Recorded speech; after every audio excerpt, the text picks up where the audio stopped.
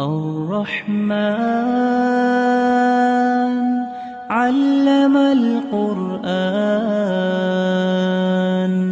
خلق الإنسان.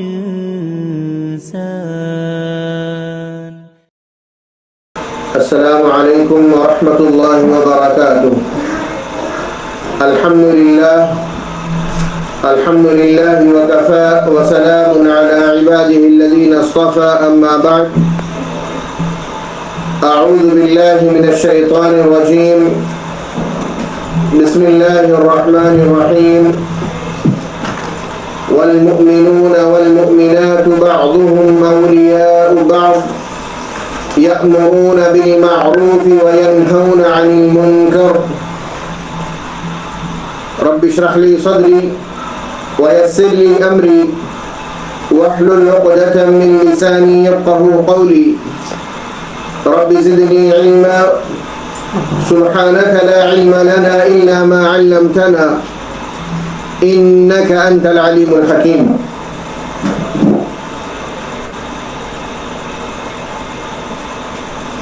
ہر قسم کی حمد و ثنا، بڑائی اور کبریائی ایک اللہ رب ذوالجلال کے لیے لائق و سزاوار ہے، جس رب العالمین نے اس کائنات کو بے شمار مخلوقات سے بھر دیا. انہی مخلوقات میں سب سے اشرف، سب سے اعلیٰ مخلوق اللہ رب العالمین نے انسانوں کو بنایا، اور ان کی پیدائش کا مقصد رب العالمین نے بیان فرمایا: وَمَا خَلَقْتُ الْجِنَّ وَالْإِنسَ إِلَّا لِيَعْبُدُونَ، کہ میں نے جن اور انس کو محض اپنی عبادت کے لیے پیدا فرمایا. درود و سلام نازل ہو تمام انبیاء کرام پر، تمام رسولوں پر، خصوصاً جناب محمد رسول اللہ صلی اللہ علیہ وسلم کی ذات گرامی پر، کہ آپ کی اتباع، آپ کی پیروی اور آپ کی زندگی کو آئیڈیل اور نمونہ بنانے ہی میں ہمارے لیے کامیابی اور ہمارے لیے کامرانی ہے. آج کے اس آن لائن پروگرام میں میں جس عنوان کے تحت کچھ باتیں آپ کے سامنے پیش کرنے کی سعادت حاصل کروں گا، وہ ہے معاشرے کی اصلاح میں خواتین کا کردار. میں IGEOS کے ذمہ داران اور اس کے تمام امور کو انجام دینے والے احباب کا دل کی گہرائیوں سے شکر ادا کرتا ہوں کہ انہوں نے اس طالب علم کو موقع دیا کہ کچھ دین کی باتیں آپ تک پہنچا سکوں. رب العالمین تو مجھے حق بات کہنے کی توفیق عطا فرما، اور ہم سب کو حق بات کو سن کر عمل کرنے کی توفیق نصیب فرما. آمین یا رب العالمین. معزز ناظرین کرام، جو عنوان ہے معاشرے کی اصلاح میں خواتین کا کردار، خواتین کا ہی ذکر اس عنوان میں کیوں کیا گیا؟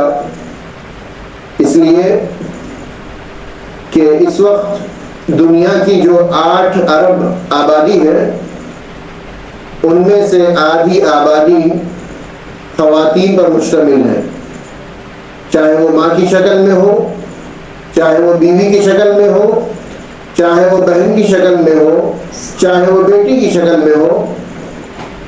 آدھی آبادی تقریباً 4 ارب سے زائد آبادی خواتین پر مشتمل ہے، اور باقی کی جو 4 ارب آبادی ہے مردوں کی، ان میں جوان، بوڑھے، بچے سب شامل ہیں. ان سب کی تربیت، ان کی نشو و نما اور ان کی تعلیم اور تربیت کا ابتدا سے لے کر کے آخر تک انحصار بھی انہی خواتین پر ہے۔ اسی لیے خواتین کا ایک اپنا بہت بڑا کردار ہے معاشرے کے اچھے بنانے میں اور معاشرے کو بگاڑنے میں۔ دونوں ہی حالات میں، دونوں ہی صورتوں میں خواتین کا اپنا اپنا کردار ہے۔ خواتین کی تاریخ کو جانیں۔ اسلام سے پہلے خواتین کا کیا مقام تھا، ان کی کیا حیثیت تھی۔ اسلام آنے سے پہلے، اللہ کے نبی صلی اللہ علیہ وسلم نبی بنائے جانے سے پہلے مکہ کے جو حالات تھے وہ بہت اچھے نہیں تھے، بلکہ یہ کیفیت تھی کہ کسی آدمی کو بچی کی ولادت کی اطلاع دی جاتی تو وہ شرمندہ ہو جاتا، اپنے چہرے پر کالک مل لیتا، کالک پوت لیتا، اور اولاد میں بچی کو زندہ درگور کرنا باعث فخر سمجھتا تھا۔ اسلام نے ماں اور بہنوں کو، بیٹیوں کو بہت اونچا مقام عطا فرمایا۔ ایسا مقام اسلام کے علاوہ کسی بھی مذہب نے، کسی بھی دھرم نے اور کسی بھی باتوں کے ماننے والوں نے ان کو نہیں دیا۔ اسلام سے پہلے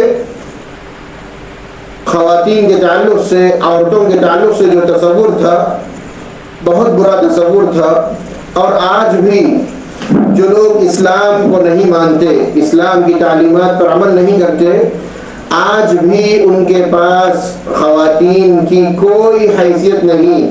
ایک ٹیشو پیپر سے بڑھ کر ان کی کوئی حیثیت نہیں ہوتی کہ کس انداز سے خاتون کو استعمال میں لائیں، ان کو اپنی ضروریات کے لیے استعمال کریں اور اس کے بعد ان کو جو ہے ٹیشو پیپر کے انداز میں جو پھینک دیں۔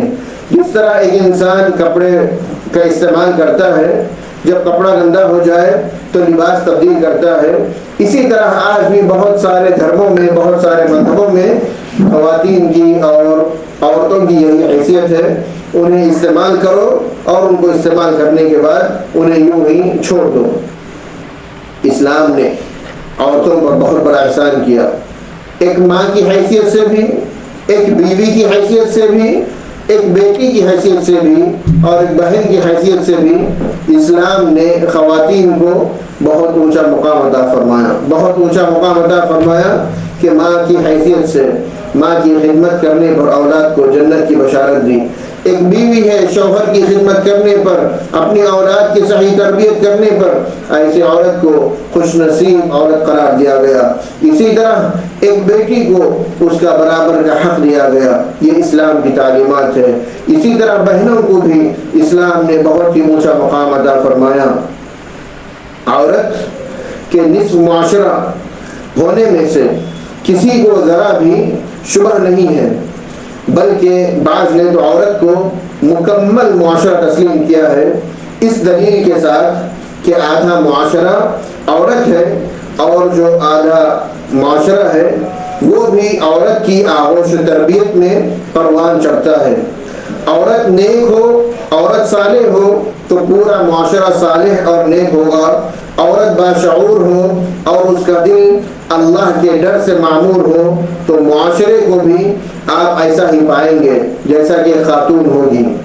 اسی طرح عورت کے لیے صالحیت کی راہ یعنی دین کی راہ پر بہترین نمونہ عمل صحابیات کی زندگی سے بڑھ کر اور کیا ہو سکتا ہے کہ صحابیات نے کیسے صالحیت کو اپنایا، صحابیات نے کیسے اپنے معاشرے کی اصلاح میں اپنا اعلیٰ کردار نبھایا اور اپنے اعلیٰ کردار کو قیامت تک آنے والے لوگوں کے لیے بطور نمونہ پیش کیا۔ آج کی خواتین بھی اگر انہی خواتین کے نقش قدم پر چل کر اپنی اصلاح کریں گی اور تربیت کریں گی، انشاءاللہ العزیز وہ دن دور نہیں جب ہمارے معاشرے میں بھی امام احمد بن حنبل رحمہ اللہ جیسا شخص، امام بخاری رحمہ اللہ جیسا شخص، اسی طرح امام ابن تیمیہ رحمہ اللہ جیسا شخص، امام ابو حنیفہ رحمہ اللہ جیسا شخص پیدا ہوگا انشاءاللہ العزیز۔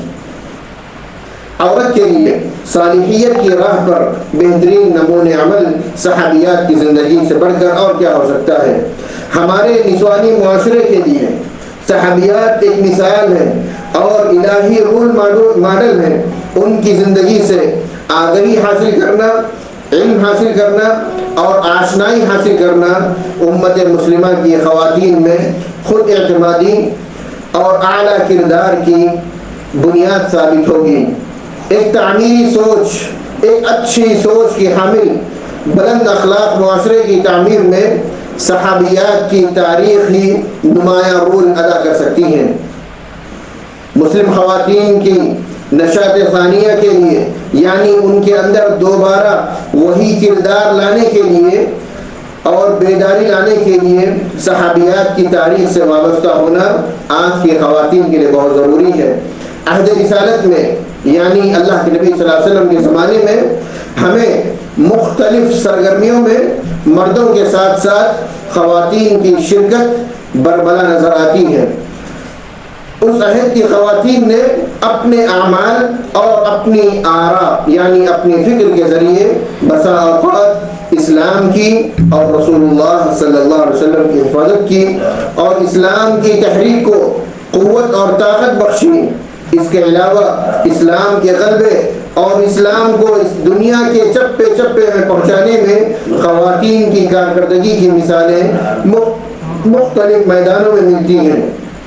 کچھ صحابیات جہاد و قتال کے دیگر شعبوں میں نظر آتی ہیں، کچھ صحابیات معاملات زندگی میں و اقتصادی سرگرمیوں میں بھی صحابیات کی شمولیت ہمارے لیے نمونہ ہے. معاشرے میں اچھے کردار کو لوگوں میں عام کرنے کے لیے صحابیات کے واقعات ہمارے لیے روشن دلیل ہیں. امت مسلمہ کی خواتین حضرت عائشہ صدیقہ رضی اللہ عنہا کو علم کے میدان میں نمونہ جانتی ہیں.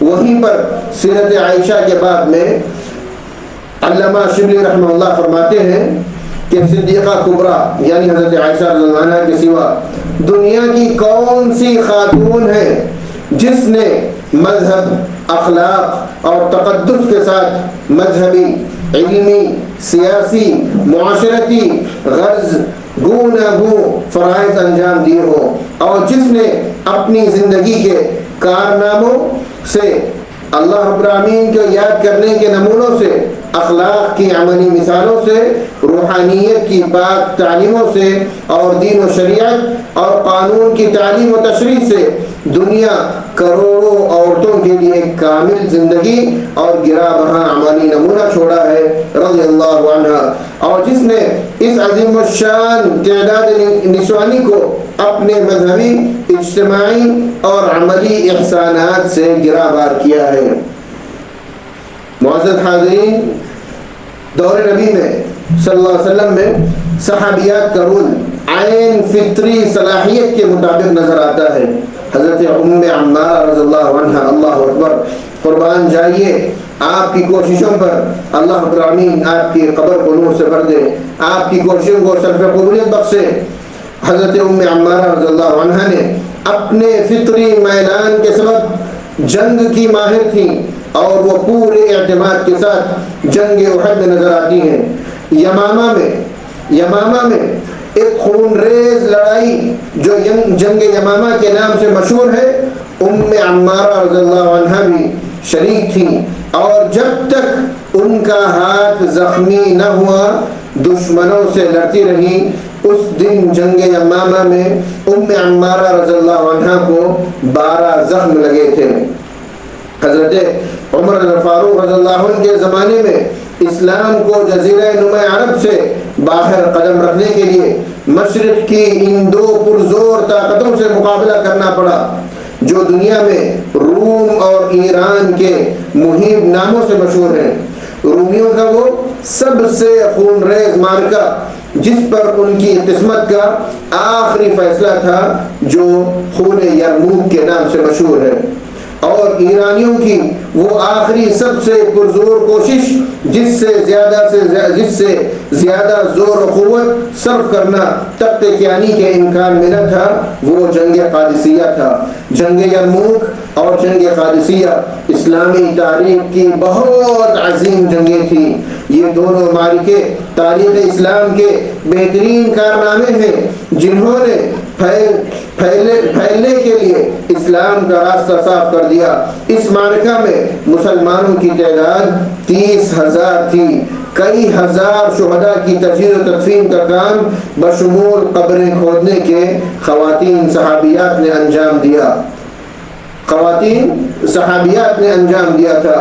انہی کے اس عمل کو چابک دستی اور مہارت سے کرتے ہوئے سورہ توبہ کی یہ آیت سامنے آتی ہے والمؤمنون والمؤمنات بعضهم اولیاء بعض یأمرون بالمعروف وینہون عن المنکر ویقیمون الصلاة ویؤتون الزکاة ویطیعون اللہ ورسولہ اولئک سیرحمهم اللہ ان اللہ عزیز حکیم. مومن مرد اور مومن عورتیں یہ سب ایک دوسرے کے رفیق ہیں، ایک دوسرے کے دوست ہیں. بھلائی کا حکم دیتے ہیں اور برائی سے روکتے ہیں، نماز قائم کرتے ہیں، زکوٰۃ ادا کرتے ہیں اور اس کے رسول کی اطاعت بجا لاتے ہیں. یہ وہ لوگ ہیں جن پر اللہ کی رحمت نازل ہو کر رہے گی. یقیناً اللہ سب پر غالب اور حکیم اور دانا ہے. اس آیت میں اللہ رب العالمین نے مومن مرد اور مومن عورتوں کو ایک دوسرے کا بھائی قرار دیا، ایک دوسرے کا دوست قرار دیا، اور وہ لوگ ایک دوسرے کے اچھے کاموں میں ایک دوسرے کا تعاون کرتے ہیں، ایک دوسرے کا سپورٹ کرتے ہیں. اس آیت کو اپنی نظر میں رکھیں اور جنگ قادسیہ میں خواتین نے جو پرجوش نمونہ ہمارے لیے چھوڑا اس کو یاد کریں. قادسیہ کی جنگ میں خواتین نے پرجوش تقریریں کرتے ہوئے اپنے بیٹوں کو جنگ پر بھجوایا تھا. قبیلہ نخع کی ایک خاتون صحابیہ نے اپنے بیٹے کو پرجوش تقریر کے ساتھ رخصت کیا تو وہ لڑکا، وہ بیٹا، خوش نصیب بیٹا غازی بن کر جنگ جیت کر واپس لوٹا. خواتین میدان عمل میں نہ ہو تو وہ دین اسلام کی سربلندی کے لیے پرجوش بنا کر اپنے گھر کے افراد کو تیار کرتی ہیں. اگر وہ بذات خود جنگ میں نہ بھی ہو تو اپنے گھر کے مردوں کو جوش دلا کر کے ان کے جذبات کو ابھار کر کے اسلام کی خدمت کے لیے کوشش کرواتی ہیں. ابن جریر طبری رحمہ اللہ نے ایک جگہ پر لکھتے ہیں کہ مسلمانوں نے اپنے مقتولین کو ایک جگہ جمع کر کے سب کے پیچھے ڈال دیا، اور جو لوگ مقتولین کے تجہیز و تکفین کے لیے متعین تھے وہ زخمیوں کو عورتوں کے سپرد کرتے اور جو شہداء ہوتے انہیں دفن کر دیتے. اغواس اور ارماس کی لڑائیوں میں جو قادسیہ کے سلسلے میں لڑی گئی تھی عورتیں اور بچے قبر کھودتے تھے. یہ واقعہ ہمیں جنگ احد کی یاد دلاتا ہے، جنگ احد کی یاد دلاتا ہے جس میں رفیدہ الانصاریہ رضی اللہ عنہا نے اسلام کے لیے بے مثال قربانیاں دی. حضرت عائشہ رضی اللہ عنہا نے، اسی طرح حضرت رفیدہ الانصاریہ رضی اللہ عنہا نے اسلام کے لیے بے شمار خدمات کو انجام دیا. ابو داؤد رحمہ اللہ فتح خیبر میں قادسیہ ہی کا ایک واقعہ بیان کرتے ہوئے ایک صحابیہ کہتی ہیں کہ جب لڑائی ختم ہوئی تو ہم اپنے کپڑے کس کس کر جنگ کی طرف چلے. ہمارے ہاتھوں میں لاٹھیاں تھیں. میدان میں جہاں کوئی زخمی نظر آتا اسے ہم اٹھا کر لاتے تھے. اسی طرح اسی جنگ قادسیہ میں عرب کی مشہور شاعرہ حضرت خنسا رضی اللہ عنہ نے نہ صرف اپنے بیٹوں کو میدان جہاد میں بھیجا بلکہ وہ مجاہدین کا حوصلہ بڑھاتے ہوئے اشعار بھی پڑھتی تھی اور ایسے اشعار بھی موضوع کرتی تھی جس کے ذریعے سے مجاہدین کا جوش اور ولولہ پیدا ہو ان کے دلوں میں اور وہ اللہ کی راہ میں کوششیں کرتے رہے. اسی طرح خواتین صحابیات کی زندگی میں ہمیں ہر طرح کا مزاج رکھنے والی خواتین ہمیں مل سکتی ہیں جنہوں نے اپنے کام کو صالحیت کے ساتھ، دینداری کے ساتھ اپنے اخلاق اور اپنی عزت کی حفاظت کرتے ہوئے انجام دیا اور اسلامی نظام کی بنیاد رکھنے میں مددگار ثابت ہوئی. ہم جس مزاج کے عادی ہوتے جا رہے ہیں، ہم آج کے زمانے میں جس مزاج کے حامل ہوتے جا رہے ہیں کہ چلو تم ادھر کو ہوا ہو جدھر کی، یعنی جس معاشرے میں رہیں اس معاشرے میں ڈھلنے کی آج جو کوششیں ہو رہی ہیں، یہ کیفیت انسان کو اپنی ذات کو سمجھنے اور اپنے اندر کی صلاحیت کو جلا بخشنے سے روکتی ہے۔ آج ہم اسلامی تعلیمات کو چھوڑ کر مغرب کے کلچر کو جو آج ہم اپنا رہے ہیں، اس سے ہمارے اندر کی جو خود اعتمادی ہے، ہمارے اندر کی جو اللہ رب العالمین نے جو صلاحیتیں رکھی ہیں، وہ ہمارے اندر سے ختم ہوتی جا رہی۔ کیوں؟ اس لیے کہ ہم نے اسلام کو چھوڑ کر مغرب کو اپنا آئیڈیل، مغرب کو اپنا نمونہ بنا لیا ہے۔ یہ کیفیت انسان کو اپنی ذات کو سمجھنے اور اپنی خوابیدہ صلاحیت کو جلا بخشنے سے روکتی ہے۔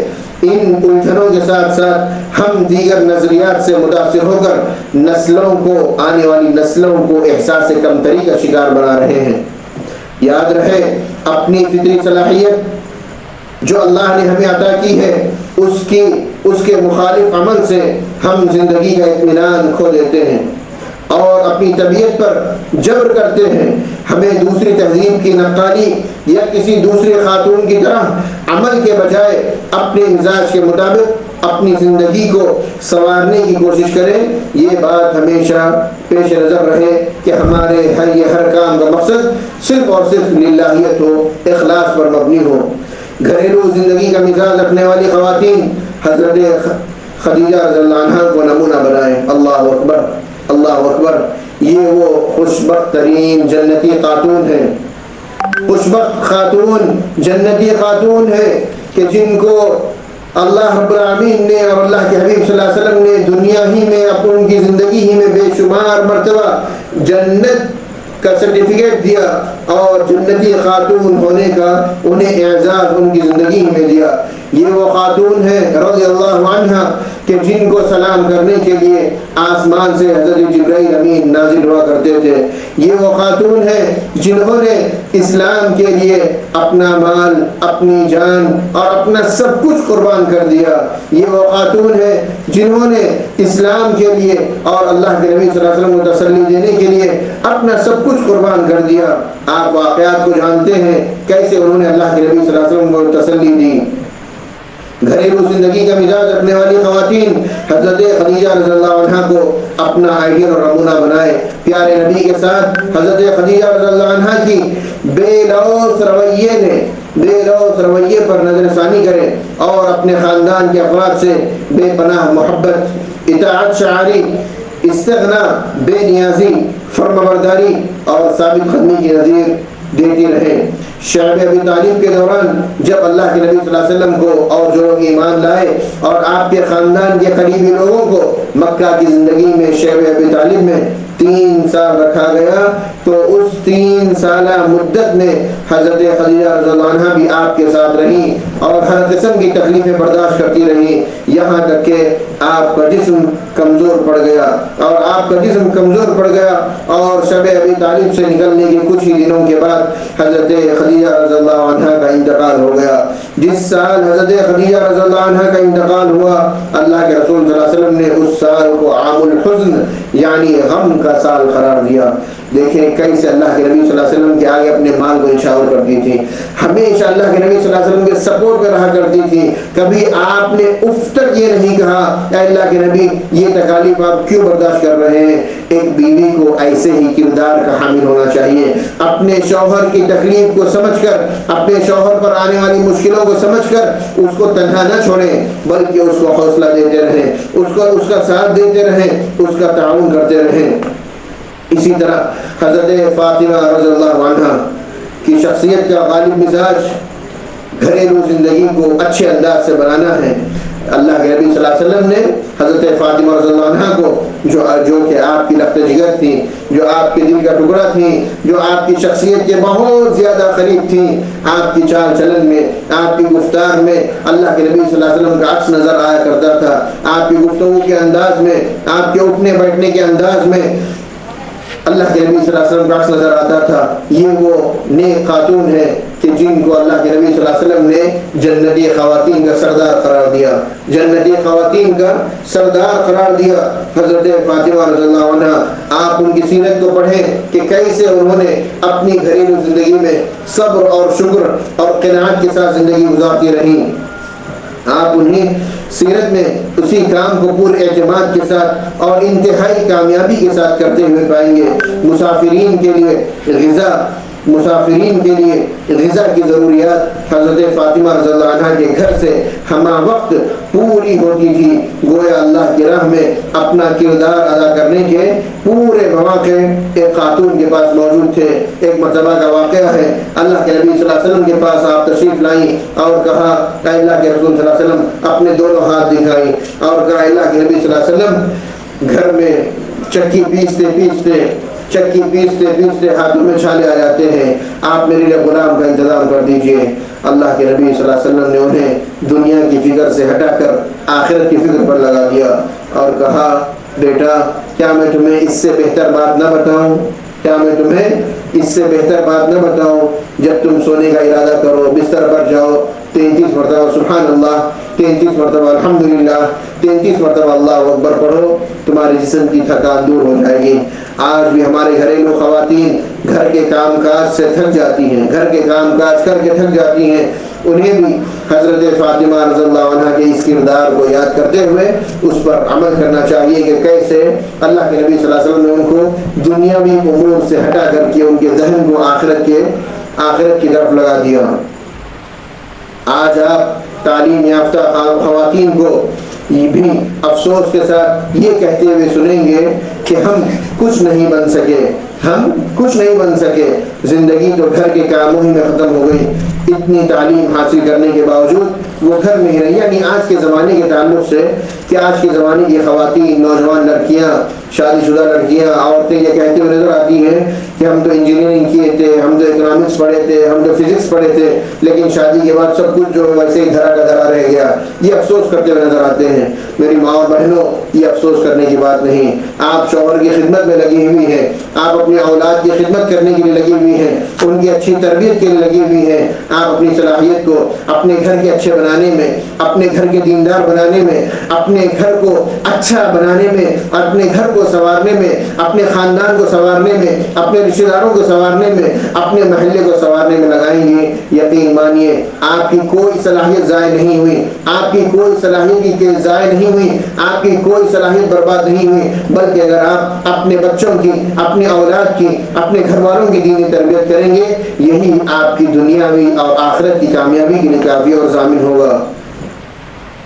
اتنی تعلیم حاصل کرنے کے باوجود وہ گھر میں رہی, گویا کہ وہ ناکام ہو گئی, جبکہ گھر سے ہی وہ بہترین مثالی نسل ملک کو دے سکتی ہیں. کوئی حضرات حسنین یعنی حضرت حسن اور حضرت حسین رضی اللہ عنہ کی سیرتیں پڑھے تو انہیں معلوم ہوگا کہ اپنی والدہ ماجدہ حضرت فاطمہ رضی اللہ عنہ کے تعلق سے ان کی شرافت, دیانت, متانت, سنجیدگی, وقار اور لگن کے جوہر ان کی شخصیتوں میں بھی واضح نظر آتے تھے. یعنی جو کردار حضرت فاطمہ رضی اللہ عنہ کا تھا, جو اخلاق, جو علم, جو کردار, جو صلاحیت حضرت فاطمہ رضی اللہ عنہ کے اندر تھا, وہی کردار حضرت حسن, حضرت حسین رضی اللہ عنہ بھی نظر آیا. کیوں؟ اس لیے کہ ان کی تربیت ایک ماں نے اچھے ڈھنگ سے کی. اسی لیے آج کی نوجوان لڑکیوں کو اور آج کے ماں بہنوں کو اس طرح کی باتیں کہہ کر اپنے حوصلے کو نہیں توڑنا چاہیے کہ میری تعلیم ضائع ہو گئی, میری تعلیم برباد ہوگی. نہیں, بلکہ آپ اس معاشرے کے ایک اہم ترین فرد ہیں.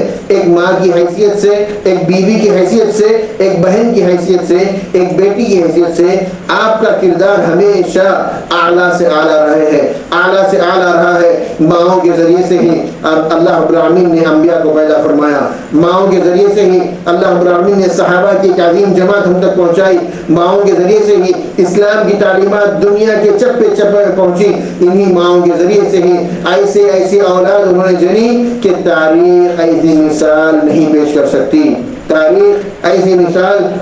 کر سکتی.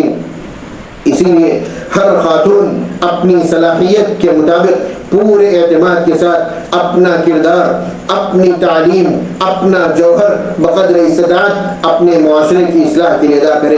اگر کوئی ڈاکٹر ہے تو اپنی ڈاکٹری کے جوہر ایسے دکھلائے، اپنی صلاحیت ایسے دکھلائے، شریعت کی حدود میں رہتے ہوئے، شریعت کی تعلیمات پر عمل کرتے ہوئے، شریعت نے جو لمٹس رکھی ہے ان لمٹس پر قائم رہتے ہوئے اپنی ڈاکٹری کے ایسے جوہر دکھائے کہ لوگ آپ کا نام لے کر کے مثال پیش کریں۔ اگر اللہ نے آپ کو قرآن کی تعلیم دی، اگر اللہ نے آپ کو احادیث کی تعلیم دی، اگر اللہ نے آپ کو اچھے صلاحیتیں، گھریلو ہنر اگر آپ کو سکھائے ہیں، اس ہنر کو آپ اپنی اولاد کے اندر منتقل کر کے اپنے گھر کے لڑکوں میں، اپنے گھر کی لڑکیوں میں وہ ہنر، وہ تعلیم آپ منتقل کر کے اس معاشرے کو بہترین فرد، بہترین لڑکا، بہترین لڑکی اور بہترین مرد اور بہترین عورتیں آپ فراہم کر سکتی ہیں۔ اسی لیے کبھی بھی مایوس نہ ہو۔ ہر خاتون اپنی صلاحیت کے مطابق پورے اعتماد کے ساتھ اپنا کردار بقدر استطاعت ادا کرے۔ یہ اس کی اولین ذمہ داری ہے جو اس کے رب نے اس پر ڈالی ہے۔ وہ اولاد کی تربیت اور گھر کے ماحول کو خوشگوار رکھنے کی ہے، اور بچوں کی اعلیٰ تعلیم کے ساتھ ساتھ ان کی دینی تربیت کی حقانیت کو سمجھانے اور دین کے لیے اپنا سب کچھ اللہ کی راہ میں لگا دینے کا جذبہ پیدا کرنے کی ہے۔ انفاق، اللہ کی راہ میں خرچ کرنا، صنعت اور تجارت کرنے کی صلاحیت ہو تو آپ بطور نمونہ حضرت زینب رضی اللہ عنہ کو یاد کریں کہ چمڑوں کی دباغت دیا کرتی تھی۔ سخاوت اور فیاضی اور انفاق فی سبیل اللہ حضرت زینب بنت جحش رضی اللہ عنہ کا طر امتیاز تھا۔ وہ یتیموں، بیواؤں، فقراء و مساکین کی پناہ گاہ تھی، یعنی اللہ ان کا لقب تھا ام المساکین، یعنی مسکینوں کی ماں۔ مسکینوں کی ماں، چاہے وہ بیوہ ہو، چاہے وہ یتیم ہو، چاہے وہ بے گھر ہو، ہر ایک کی ضروریات کو پورا کرنا حضرت زینب رضی اللہ عنہ نے اپنے اوپر ضروری قرار دیا تھا۔ جب تک وہ زندہ رہیں وہ اس کام پر مسلسل لگی رہیں۔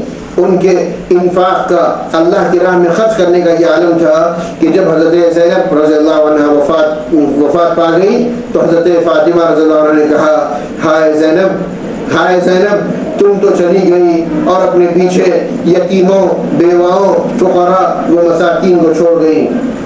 لوگ سمجھتے ہیں کہ اسلام نے عورت کو مقید کر دیا، قید کر دیا، ان کے اوپر حجاب لا کر کے، ان کے اوپر پردہ نافذ کر کے، ان کے ساتھ محرم رشتے کو جوڑ کر کے کہ وہ گھر سے باہر نکلیں گی، سفر کریں گی تو ان کے ساتھ محرم مرد ہونا چاہیے، اور جب وہ گھر سے باہر چلیں گی تو بغیر زینت کے مکمل پردے میں ہونا چاہیے۔ عورتیں یہ سمجھتی ہیں، خواتین یہ سمجھتی ہیں کہ اسلام نے ان کو قید کر دیا۔ یہ قید نہیں میری ماں بہنوں، یہ قید نہیں، یہ ایک عورت کا تحفظ ہے۔ یہ ایک عورت کا تحفظ ہے کہ ایک غیر مرد ایک کافر، ایک مشرک یا ایک مسلمان اگر وہ غیر محرم ہو تو اسلام نے ایک عورت کا اتنا اونچا مقام رکھا ہے کہ غیر محرم مرد ایک غیر محرم عورت کے اوپر نظر اٹھا کر کے نہ دیکھے۔ یہ اس میں عورت کا تحفظ ہے، عورت کی حفاظت ہے، اس کے ذریعے سے عورت کی پاک دامنی محفوظ رہتی ہے، اس سے عورت کی عزت کی حفاظت مقصود ہے میری ماں اور بہنوں۔ اسی لیے اپنے آپ کو، اپنے دل کو چھوٹا نہ کریں کہ اسلام نے جو ہے عورتوں کو جو ہے قید میں ڈالا، نہیں، قید میں نہیں ڈالا، بلکہ جو تعلیمات اسلام میں رہیں وہ دوسری مذاہب میں نہیں ہے۔ عورتوں کو کھلونا بنا دیا گیا، عورتوں کو یوز اینڈ تھرو کی طرح ان کو جو ہے استعمال کیا گیا۔ اسلام نے ان تمام ایسی بدترین حرکتوں پر پابندی لگا دی کہ کوئی شخص، کوئی بدتمیز انسان اگر وہ ایک عورت کے اوپر، ایک شریف مسلمان عورت پر نظر اٹھانے سے پہلے سوچے کہ میں جس عورت پر نظر اٹھا رہا ہوں کہیں ایسا نہ ہو کہ وہ پلٹ کر کے جو مجھ پر وار کرے۔ اسی لیے ہمیں چاہیے، خواتین کو چاہیے اور ہماری ماں بہنوں کو چاہیے کہ اسلام کی تعلیمات کو سمجھنے کی کوشش کریں۔ جو پابندیاں اسلام نے ان کے اوپر لگائی ہیں یا جن تعلیمات کو اسلام نے عورتوں کے لیے ضروری قرار دیا وہ ان کے آسانی کے لیے، ان کی عزت کی حفاظت کے لیے، ان کی دین کی حفاظت کے لیے اور ان کی پاک دامنی کے لیے ہے۔ بعض لوگ یہ سمجھتے ہیں کہ اسلام نے عورتوں کو مقید کیا ہے، جبکہ میدان عمل میں ہم انہیں جہاد میں برابر مردوں کے ساتھ ان کی عورتوں کو شریک دیکھتے ہیں۔ بخاری شریف میں ہے کہ غزوہ احد میں ام المؤمنین حضرت عائشہ رضی اللہ عنہا اپنے ہاتھ سے مشک میں بھر بھر کر زخمی سپاہیوں کو پانی پلاتی تھیں۔ ان کے ساتھ ام سلیم اور ام سلیت اور صحابیات بھی اس خدمت میں شریک تھیں۔ سلیم اور انصار کی عورتیں انہی خدمات کے لیے اکثر غزوات میں شریک رہیں۔ ربیع بن معوذ اور دوسری عورتوں نے شہداء اور زخمیوں کو احد کے میدان سے اٹھا کر مدینہ لانے کی خدمت انجام دی تھی۔ رفیدہ رضی اللہ عنہ کا ایک خیمہ تھا جس میں وہ زخمیوں کی مرہم پٹی کیا کرتی تھی، زخمیوں کا علاج کیا کرتی تھی۔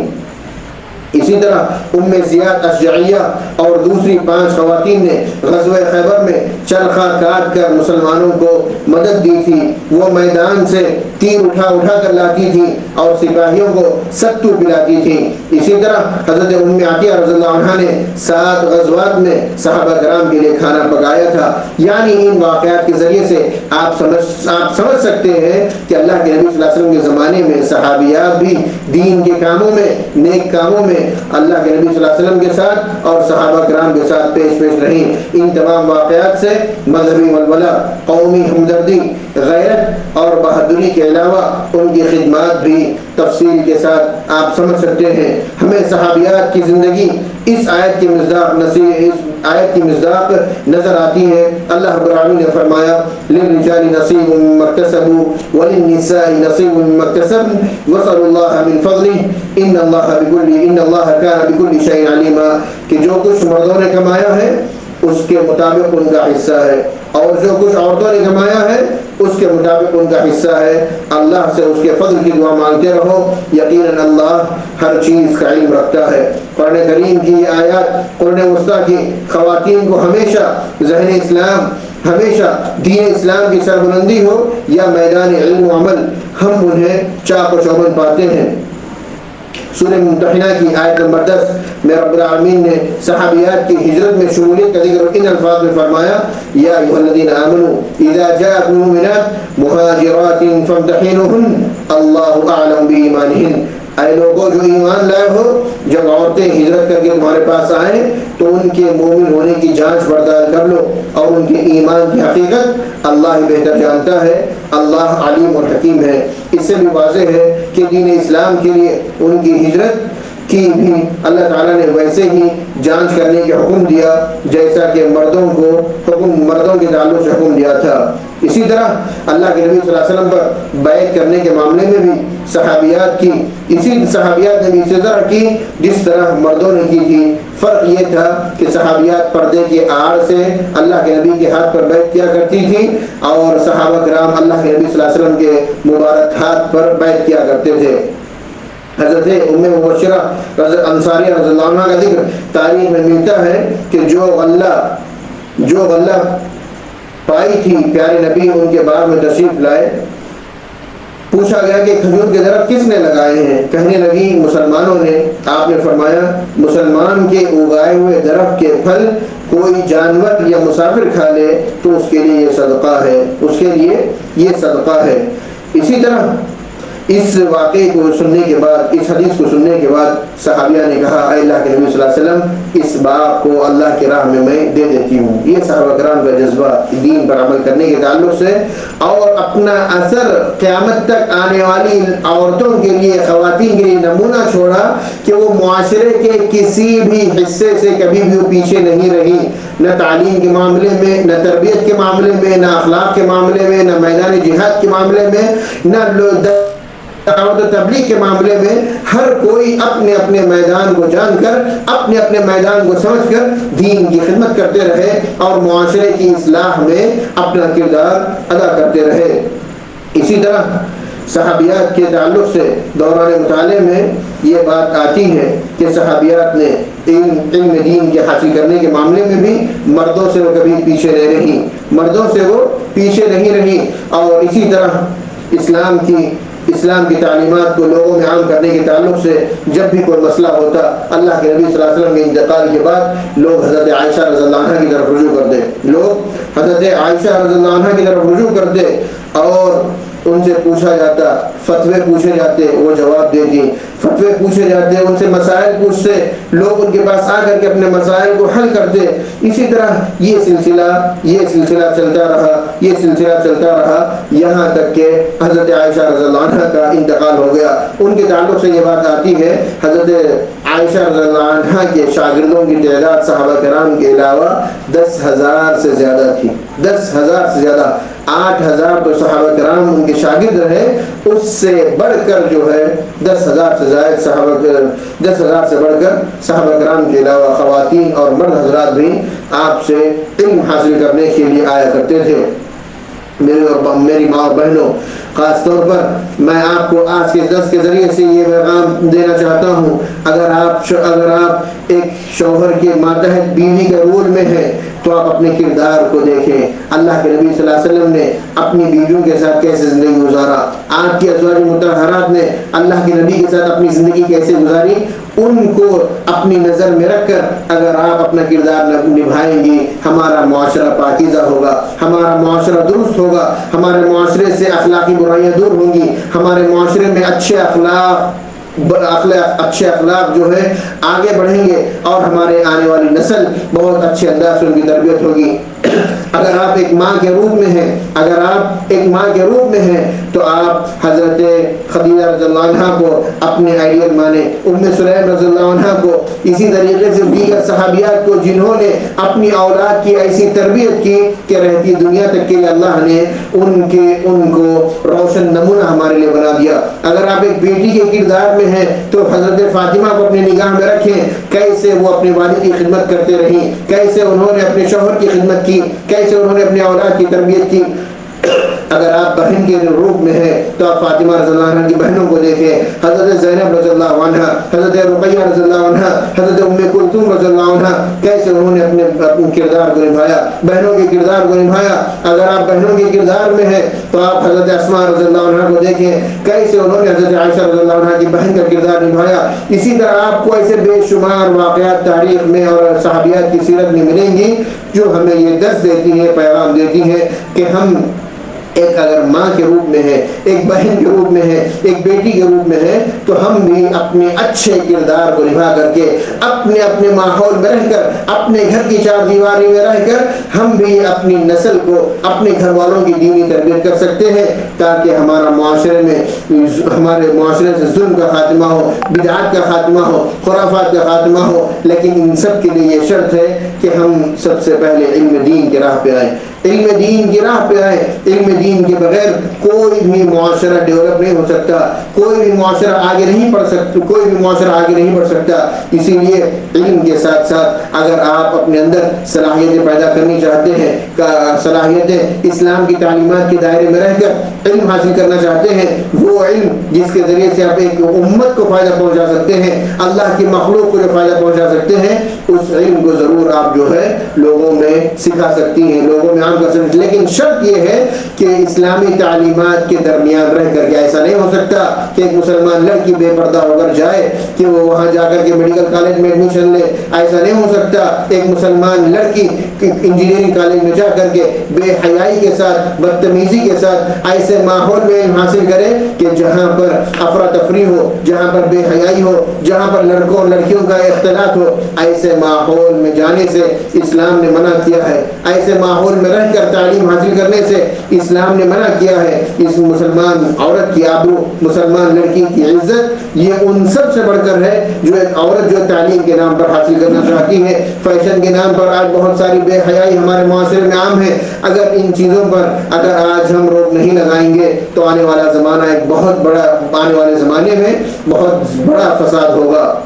اسی لیے میں آخری بات کے ساتھ آج کے درس کا پیغام دینا چاہتا ہوں، آج کی نسل کی اگر تربیت دیکھنا چاہتے ہیں، آج کے نسل کی ایک ماں کا کردار گھر میں کیا ہے، اس کو اگر آپ دیکھنا چاہتے ہیں تو اس کے اولاد کو دیکھیں کہ ایک بچی کا لباس کو دیکھ کر کے، ایک چھوٹی لڑکی کے لباس کو دیکھ کر کے آپ سمجھ سکتے ہیں کہ اس کے گھر کا کیا ماحول ہے۔ ایک لڑکے کے لباس کو دیکھ کر کے، اس کے ہاؤ بھاؤ کو دیکھ کر کے، اس کے کپڑے کو، اس کے بال کو، اس کے جسم کی حرکت کو دیکھ کر کے سمجھ سکتے ہیں کہ اس کے گھر میں کیسی ماں ہے۔ اسی لیے میری ماں اور بہنوں، ہم اپنے اپنے لمٹس میں رہ کر اپنے اپنے دائرے کار میں رہ کر کے اصلاح کا کام انجام دیں. اگر آپ حافظ قرآن ہیں تو اپنے گھر والوں کو قرآن سکھائیں. اگر اللہ نے آپ کو علم کی دولت سے مالا مال کیا ہے تو اس علم کو اپنے گھر میں اور اپنے گھر کے آس پاس کے لوگوں کو اس علم کے ذریعے سے منور کریں. اسی طرح اگر اللہ نے آپ کو کوئی سلائی وغیرہ کی صلاحیت دی ہے, کمپیوٹر کی تعلیم دی ہے, یا آپ اچھا پکوان پکاتی ہیں, تو ان صلاحیتوں کو ہمارے معاشرے میں عام کریں. ایک واقعہ یاد آ گیا اس پروگرام کے اختتام پر. حضرت حفصہ رضی اللہ عنہ کو ایک صحابیہ تھی جن کا نام شفا تھا رضی اللہ عنہ. وہ آتی تھی اور آپ کو لکھنا پڑھنا سکھاتی تھی. اور وہ آپ کو اسی طریقے سے دوسرے بھی ایسے گھریلو نسخے بھی بتایا کرتی تھی کہ جس کے ذریعے سے گھر کے لوگوں کے لیے جو فائدہ مند ہو. اسی لیے میرے ماں اور بہنوں, یہ واقعات جو صحابیات کے جو واقعات آپ کے سامنے پیش کیے گئے ہیں وہ اسی مقصد کے لیے پیش کیے گئے ہیں کہ ان کی سیرت کو بار بار پڑھیں اور اس سیرت کو ہم اپنی زندگیوں میں کیسے اپلائی کر سکتے ہیں, ان واقعات کو اپنی نگاہوں میں رکھ کر آج کی زندگی میں کیسے ہم ان سے روشنی حاصل کر سکتے ہیں. یہی آج کے درس کا پیغام ہے. ہم بے حیائی کو روکنے کے لیے, بے پردگی کو روکنے کے لیے, فیشن کے نام پر بے خودی کو روکنے کے لیے آج کے ماں اور بہنوں کو آگے آنا ہوگا. خود علم سے لیس ہو, مضبوط علم حاصل کریں اور اپنے آنے والی نسلوں کے اندر بھی مضبوط علم جو ہے پہنچائیں, ٹھوس علم پہنچائیں. ایک ماں, ایک بیوی, ایک بہن اور ایک بیٹی اپنے اگر کردار کو جان لیں گی تو ہمارا معاشرہ بہت ہی پاکیزہ ہوگا. اللہ رب العالمین سے دعا ہے, رب العالمین تو ہمیں نیک عمل کی توفیق عطا فرمائے. رب العالمین تو ہمیں دین اسلام کا خادم بن کر زندہ رہنے کی توفیق عطا فرمائے. رب العالمین ہماری ماں اور بہنوں کی اصلاح فرمائے, ان کے کردار کی اصلاح فرمائے, ان کے اخلاق کی اصلاح فرمائے, ان کے اعمال کی اصلاح فرمائے. آمین. والسلام علیکم ورحمۃ اللہ وبرکاتہ. یہ لڑکیوں کے تعلق سے ایک سوال آیا ہے لڑکیوں کی تعلیم کے تعلق سے. ایجوکیشن کے لیے بچوں کو باہر ملک کو بھیجنا کیسا ہے؟ مثلا لڑکیوں کو کیا اسلامی کنٹریز کو بھیج سکتے ہیں کمپیئر ٹو یورپ کنٹریز؟ دیکھیے, لڑکیوں کی تعلیم کے حوالے سے لڑکی جب اپنے گھر سے باہر رہے گی تو محرم کا ہونا ضروری ہے, چاہے وہ یورپ میں تعلیم حاصل کرے چاہے وہ عرب کنٹریز میں تعلیم حاصل کرے, دونوں ہی جگہ پر. یہ الگ بات ہے کہ دنیا نے قانون کو ہٹا دیا ہے کہ لڑکی اکیلے سفر کر سکتی ہے, لڑکی ایک ملک سے دوسرے ملک کو جو ہے بغیر محرم کے جا سکتی ہے. یہ دنیا کے قانون ہیں, لیکن اسلام کی جو تعلیمات ہیں, اسلام کی جو قوانین ہیں وہ یہ ہے کہ غیر محرم کے ساتھ سفر نہ ہو, بغیر محرم کے سفر نہ ہو, تنہا نہ رہے. تو تعلیم اگر آپ حاصل کرنا چاہتے ہیں پردے کے ماحول میں رہ کر کے, اچھے ماحول میں رہ کر کے, بغیر اختلاط کے, چاہے وہ عرب کنٹری میں ہو چاہے وہ ویسٹرن کنٹریز میں, یورپین کنٹریز میں ہو, آپ حاصل کر سکتے ہیں. یاد رکھیں, یہ شرط ذہن میں رکھیں کہ بغیر پردے کے بے حیائی کے ساتھ علم حاصل نہیں کیا جا سکتا. بغیر محرم کے لڑکیوں کو لمبی مدت کے لیے سفر پہ بھیجنا, 1 سال 2 سال 3 سال 5 سال, یہ چیز جائز نہیں ہے اسلام میں. یہ چیز اسلام میں جائز نہیں ہے. آپ اس لڑکی کا نکاح کر دیں, اچھے گھرانے میں دیکھ کر کے نکاح کر دیں, اس کے بعد تعلیم کے لیے آپ روانہ کریں. لیکن تعلیم پر روانہ کرنے سے پہلے بھی پردے کا خیال رکھنا, چہرے کا خیال رکھنا اور مکمل حجاب میں رہنا, یہ اس سے زیادہ ضروری ہے کہ ایک عورت دنیاوی علم حاصل کرے اور اپنے پردے کو چھوڑ دے. ایسا نہیں ہو سکتا. آج کے حالات میں عام مسلمان جمہوریت کو ماننا اور چلانا کیسا ہے جبکہ وہ دل سے اللہ کی شریعت کو مانتے اور تسلیم کرتے ہیں؟ یہ ایک سیاسی سوال ہے, یعنی دنیا بھر کی سیاست سے یہ ریلیٹڈ ہے. دیکھیے, جو ہم کسی بھی ملک کے جو ہم قانون کو مانتے ہیں وہ ملک کے شہری ہونے کی حیثیت سے مانتے ہیں, نہ کہ اس کو دل سے تسلیم کرتے ہیں. اگر کوئی انسان جان بوجھ کر دل سے کسی ملک کے قانون کو تسلیم کرتا ہے کہ یہ نعوذ باللہ یہ قوانین اسلام کی تعلیمات سے بہتر ہے, تو اس کے تعلق سے علماء نے بہت سخت رویہ اختیار کیا ہے. اسی لیے جس ملک میں جو شخص جس ملک کا رہنے والا ہے وہاں کے ملک کے لحاظ سے شریعت کی حدود میں رہتے ہوئے اگر کوئی قانون شریعت سے نہیں ٹکرا رہا ہے تو اس کو ماننے میں کوئی حرج نہیں ہے. لیکن ہم کھلا اگر انکار کریں گے تو اس ملک کے جو قانون ہے وہ قانون کے دائرے میں آ کر کے ظلم اور جو ہے بہت سارے مشکلات کا سامنا کرنا پڑے گا. اس لیے ہمیں چاہیے کہ جتنی آزادی جتنی فراوانی جس ملک میں ہے شریعت کی لمٹ کو سمجھتے ہوئے ہم ان قوانین کو اپنائیں, باقی چیزوں کو نظر انداز کر دیں. دل سے تسلیم نہ کریں, کسی بھی قانون کو دل سے تسلیم نہیں کرنا ہے. ایک ملک کے شہری ہونے کی نہایت سے تسلیم کرنا ہے, دل سے اس کو ایکسیپٹ نہیں کرنا ہے, دل سے اس کو قبول نہیں کرنا ہے. یہ آج کے 2 سوالات تھے. اسی کے ساتھ انشاءاللہ آج کے اس مجلس کے اختتام کا اعلان ہوگا. اللہ رب العالمین کے شکر کے بعد میں ذمہ داران IDE/OC کے ذمہ داران کا, خصوصاً جناب زاہد بھائی کا, جناب سلطان صاحب کا اور ان کے جو بھی معاونین ہیں ان سب کا شکر ادا کرتا ہوں کہ اس طرح کے دینی پروگرام کو ماشاءاللہ لوگوں میں عام کر رہے ہیں کہ وہ اپنے گھروں میں رہ کر, اپنے ملکوں میں رہ کر بھی جو ہے وہ علم کی مجلسوں سے فائدہ اٹھا سکتے ہیں. رب العالمین کو انہیں دنیا میں اور آخرت میں بہترین بدلہ عطا فرمائے. آمین. اس دعا کے ساتھ اس پروگرام کو ختم کیا جا رہا ہے. سبحانک اللہم و بحمدک اشہد ان لا الہ الا انت استغفرک و اتوب الیک.